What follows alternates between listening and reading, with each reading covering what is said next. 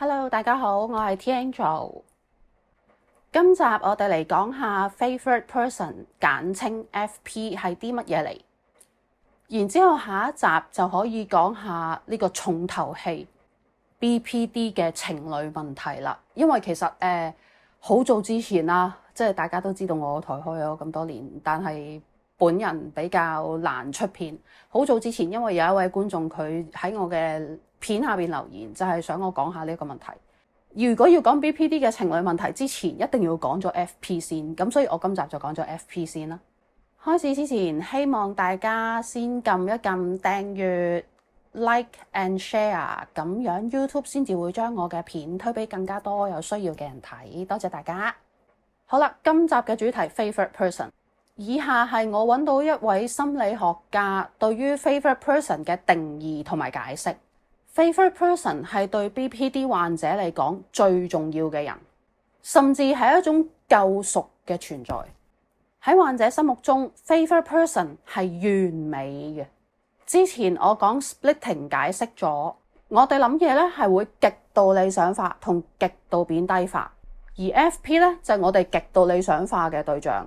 所以一旦我哋同我哋嘅 FP 之間出現咗一啲分歧或者爭執，甚至乎個 Favorite Person 可能因為工作好忙啊，又或者有一啲重要嘢要做啊，而對個患者關注少咗嘅話咧，患者就會憤怒同埋害怕俾嗰個 Favorite Person 拋棄。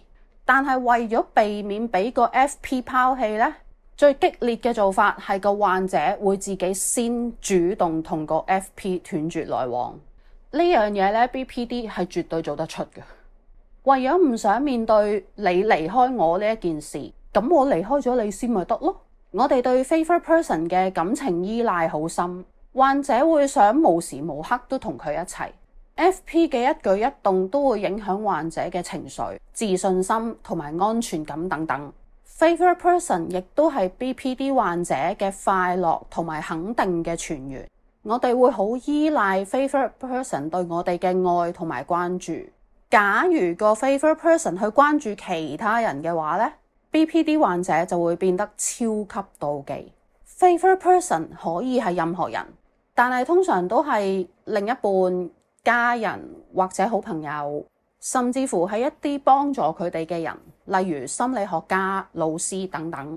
好啦，以上咧就係嗰位心理學家對於 Favorite Person 嘅詮釋。跟住落嚟，我哋睇下其他嘅 BPD 患者點樣形容 Favorite Person。以下幾個係我喺網上面揾到嘅資料。擁有一個 Favorite Person 對我嚟講，就係持續咁喺理想化同埋貶低化之間轉換。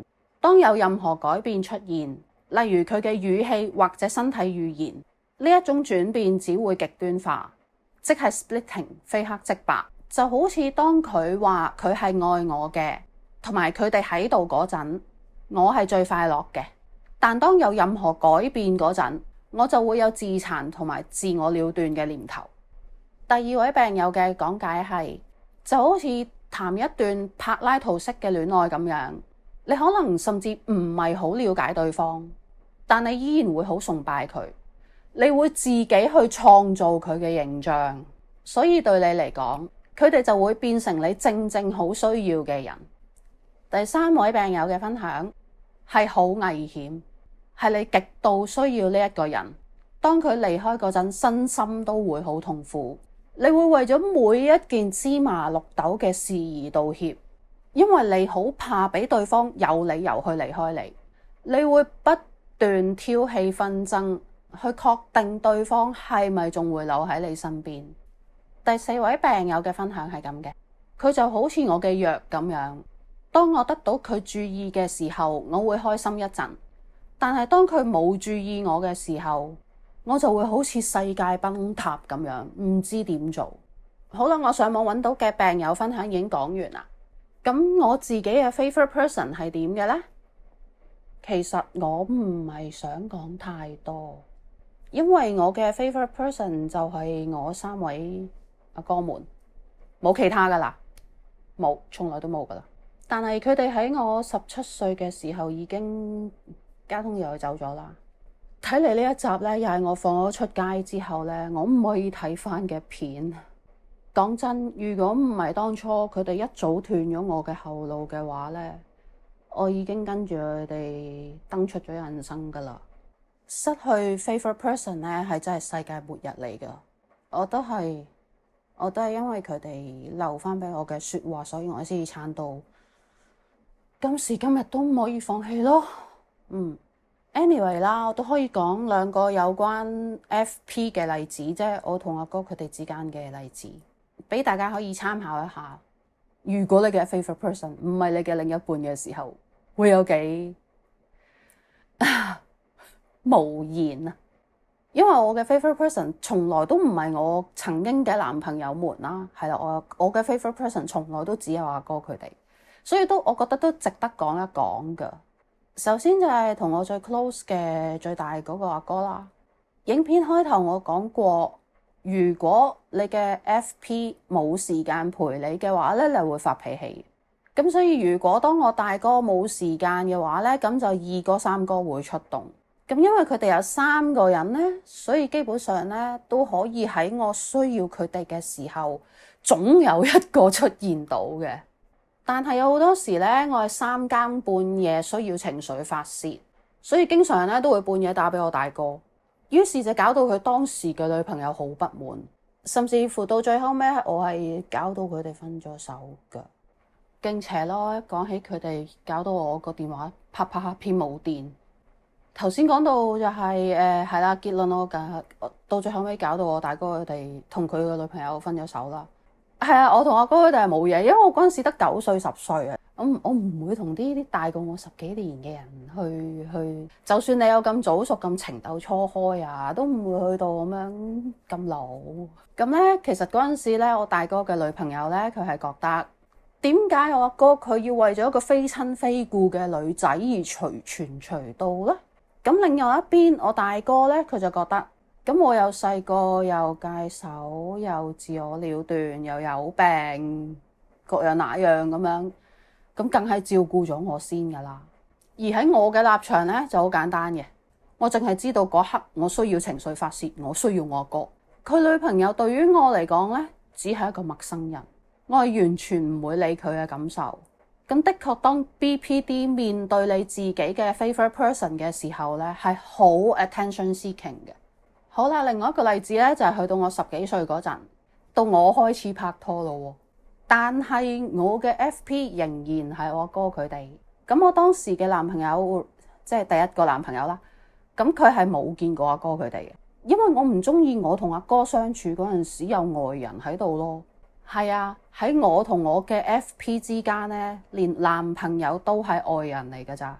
有一次咧，我同阿哥佢哋食完飯，跟住去飲嘢，飲完嘢佢哋係車我返屋企啦。咁嗰晚咧，我嗰陣時嘅男朋友咧就做咗一樣好過分嘅嘢，就喺我屋企門口附近嗰度仆我，然之後仲要質問我：你又話同你阿哥食飯，但係你半夜3點半你先返嚟，你又話佢哋會車你返嚟。但係我明明見到係你自己一個行第二條路返你屋企嘅喎，跟住我就問佢：你點知我行第二條路㗎？佢先至話：因為佢喺我屋企樓下附近嗰度仆咗我幾個鐘咯。有啲人咧可能會覺得：哇！我男朋友喺我屋企樓下等咗我幾個鐘啊，好感動啊！頂！但係對我嚟講咧，我係覺得好恐怖咯，好有跟蹤狂嘅 feel 啊！咁之後咧，我就將呢件事講翻俾我阿哥聽啦。佢就話：好彩你嗰晚話要撳錢，冇車你翻門口咋。如果唔係啊，咁樣見到佢咁樣仆你啊，分分鐘會打佢喎。因為我哥同我都覺得呢一樣嘢真係好恐怖嘅一件事嚟噶。咁跟住之後講下啦，阿哥佢就問我咯喎：喂，咁如果我哋兩個真係打起上嚟嘅話咧，你會點啊？然之後我話：我咪企埋一邊睇咯。跟住阿哥問我點解啦？我話：咁我知道佢又一定唔夠你打，你又一定唔會打到佢好傷嘅，咁梗係行埋喺耳邊睇戲噶啦。當年咧仲未有食花生呢3隻字存在嘅，我哋叫睇戲啊嘛。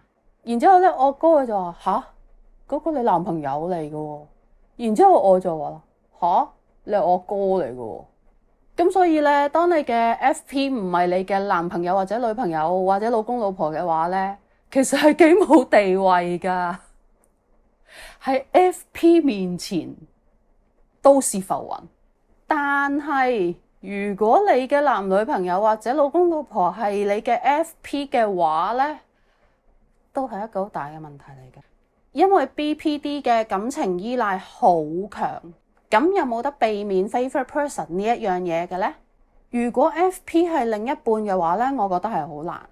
嗱，心理學家嘅官方講法呢，就係訓練自己獨立啲，就可以避免造成你將你嘅100% 嘅感情都依賴喺對方身上。